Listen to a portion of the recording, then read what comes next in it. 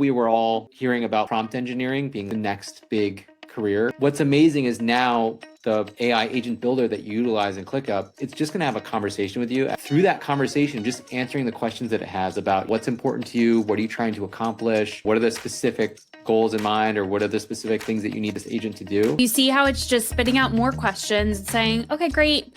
Well, what about this? Then it actually gives me buttons. I don't even have to type. I just click it. I'm like, yep, do this, do that. Or I can always be like, no, actually do this different thing, right? Once I go through that process, it builds itself and the output looks like this. This is the prompt and instructions that it wrote. Could you imagine me trying to write that on my own? No way. Say I then wanted to make a change to this agent. All I then have to do is go into the editor and then ask it, hey, can you actually update your instructions to do ABC?